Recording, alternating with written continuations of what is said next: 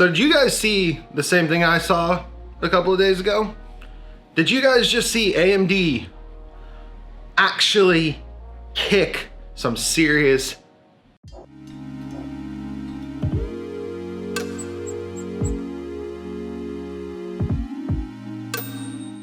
Hello and welcome to A Slice of Pie, the semi-weekly news show that we do on this channel.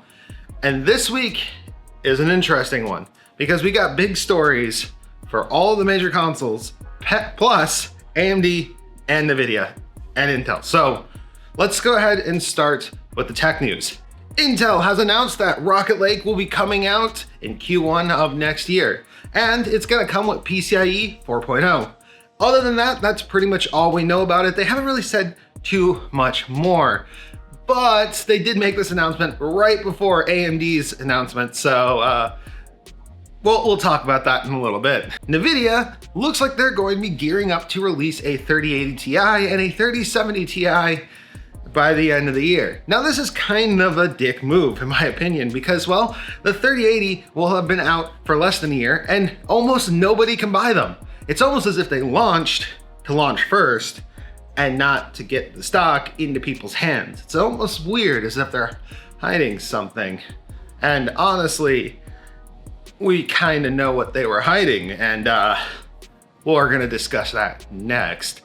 So, AMD had their processor reveal event for Zen 3, or the Ryzen 5000 series. Now we've heard rumors that they were gonna skip 4000 in order to get the mobile processors and the desktop processors on the same naming convention so that the series can be actually combined together, which, cool. 5000 instead of 4000 doesn't matter too much to me.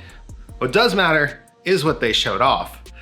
AMD is claiming a massive jump in IPC generation to generation. So they not only matched what they did with Zen 2, but they went a little bit above it, meaning that the single core, single thread performance of these chips is actually not only competing with Intel, but beating them for the first time. They actually did a Cinebench single core test. Now we don't know the exact clock speeds that they were running the Intel chip at, but we do know that they did set a Cinebench record, which is nuts. Like, they set a record and then they were like, oh yeah, and that's not the fastest one. Here's the fastest one. And then they showed us that and I was like, oh my God. So we are getting a Ryzen 5, Ryzen 7, Ryzen 9, two Ryzen 9s. So we're getting the 16 core, the 12 core, the 8 core, and the 6 core processors in November. We're getting them this year. And just, so on gaming workloads, they are up to sometimes 20% better than Intel. Over their own chips, there's improvements across the board. And on the case of the 16 core, they've actually got it pretty much up against that 5 gigahertz barrier, which means with someone like myself who has a system like this, we can probably get it over that 5 gigahertz barrier, because I've always been able to get like 1.5 to 1.6 extra gigahertz per AMD processor. And they said overclocking is supposed to be the same. Not to mention, this is supposed to be a socket-in upgrade for any 5000 series motherboard. Meaning you can actually take this processor and you might even be running the right BIOS and just drop it in. Now, updating your BIOS, super easy on Asus motherboards, and on MSI's motherboards have always had no problem doing it. So honestly, there's little downside if you have a 5000 series motherboard for this. In fact, actually, that means that or 500 series. So the 5000 goes in the 500 series. That makes perfect sense now. It actually all works together. You get an X570 motherboard, you can put in 5000 series processor. They haven't even announced 600 series motherboards. So far, it's really only the 5000 or 500 series. So interesting to say the least. That being said, apparently it doesn't draw any more socket power. It's just all due to additional efficiencies and overhead that you actually get all this power. So pretty cool. They did change how the caching system works.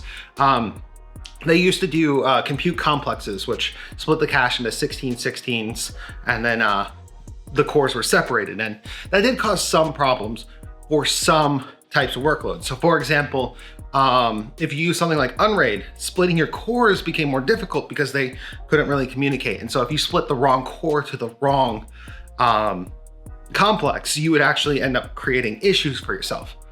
Now it's all under one complex, and it actually makes it so that the cores themselves can communicate flawlessly. And I think they said it's up to 8 cores on one complex, which means the 16 core is most likely using 2 8-core chiplets, and the 12 core, they probably are gonna split them into 6 and 6, but you know, maybe, I don't know. Honestly, like, that's something for engineers, not for me. Although I do find it fascinating that they got this IPC improvement by just simply unifying everything. That's all really cool. And the one downside, pricing is a bit higher this time. In fact, for the first time in a long time, it is higher than Intel by like 50 bucks. Now that being said, you still pay an Intel tax on the motherboards, and building a system with both AMD versus Intel, I think you still come out roughly ahead, because there was a $50 to $60 increase on the Intel motherboards versus the AMD ones. Like, I did this calculation long ago and found that like you can technically get a full system going for cheaper still. Either way, I'm excited because I get to pick up this, put it right into dark matter, and we're gonna test it starting in November. So like, I have too much to do. Like, I'm not only that, but Big Navi made an appearance as well. Not only did Big Navi make an appearance, but Big Navi set the stage for what we're about to see. So they did show off a couple of performance numbers: Borderlands, Gears of War, and Call of Duty. And performance-wise, they come pretty damn close to the 3080, like dangerously close. In fact, the Borderlands score is probably actually the same, within a margin of error. In fact, comparing it across multiple different test runs that people have already done, we see that the frame rate at 4K matches at best case and is slightly lower at worst case. Now, there's a couple things to mention. Those tests that were done with the 3080 were done before they had to nerf it a little tiny bit so that it would stop crashing, meaning that performance gain can literally be made up in just that little tiny bit. That is how close they are. The other one though was Gears of War. Now, Gears of War did actually favor Nvidia, and AMD showed it. Like, they just were like, look, here's where it is at. They are playable frame rates at 4K, but the real battle is gonna be at 1440p, in my opinion, because I know more of you guys are using 1440p than you are using 4K monitors. I know very few people who actually own and operate and daily drive a 4K monitor. TVs, yes, because, well, TVs are cheap, but to run something this size back here at 4K is a little overkill. It's a little excessive. And fortunately for us, we have a better option, which is 1440p, which I've been testing that one. I have a lot to say about like that whole situation. But digressing a little bit, this is where things are going to be interesting, because recently it has come to my attention that the actual scaling of the 3080 to 1440p isn't actually that great. In fact, even before hitting a hardware bottleneck on the CPU, it's only scaling around like 20% gain from one to the other on average, which, to put into context, means that although at 4K you've got this incredible performance and gain, at 1440p it puts the 2080 Ti into like actual competition with it, if that makes sense. It's still a gain, but in some cases it's not too much of a gain, like up to like 10%. It's really, really weird. And I am gonna link the Hardware Unboxed video on it. Or was it Hardware? Yeah, I think it was Hardware Unboxed. Either way. So if AMD does a better job at 1440p than Nvidia does at 4K, it means that Big Navi is actually way more competitive than we thought, which then leads some credence to the idea that Nvidia is going to release a TI variant so that they can stay on top. Now, the question then becomes, how much is Big Navi going to cost? We don't know. How power hungry are these cards? We don't know. All we know is we saw a triple fan card with 2 8-pin connectors instead of a weird 12-pin connector, which is proprietary, so of course we're not going to see it. But point is, we saw what looked to be a chunky, power hungry card, and it does look big. But what we did also see is some pretty impressive numbers that for the first time in a long time put AMD in competition with Nvidia in a big way. Like, this is not the low ground they're fighting on the high ground. Well, sorta. And if Nvidia actually does release the TIs, it's just another kind of dick move in like their arsenal of dick moves that they have made in order to stay on top.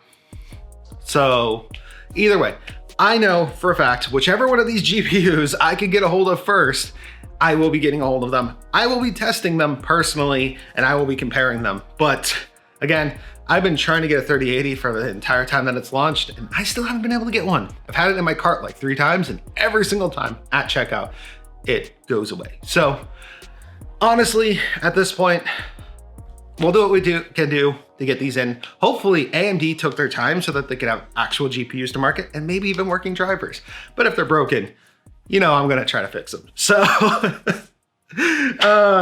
all jokes aside, that is everything that happened in the AMD event. And it was, as I said, big, like actually big.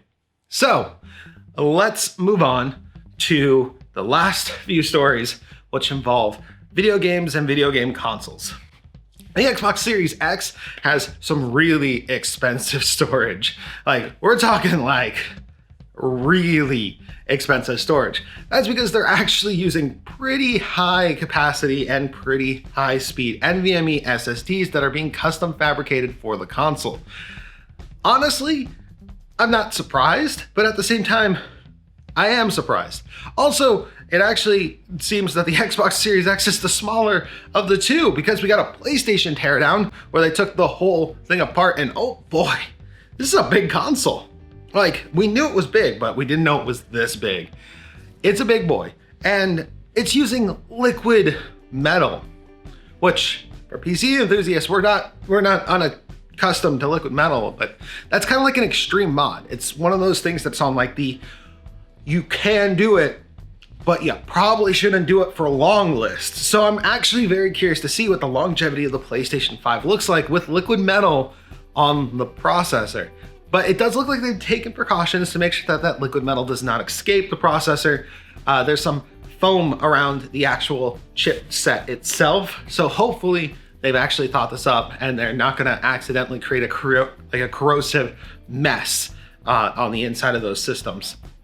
The cover plates of the PlayStation 5 can actually be removed, which means modders are going to change that white pretty quickly.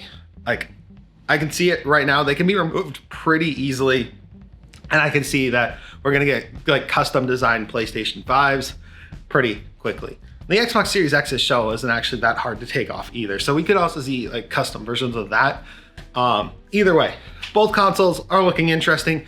Both are running AMD hardware. And from what we've heard, both are actually pretty powerful. Steve from Minecraft has been announced for Smash, meaning you can mine, you can craft, you can eat meat, and you can build things. It is so bloody weird that I actually had to make sure that I was not watching a fan trailer. It's so good that like I thought it was fake.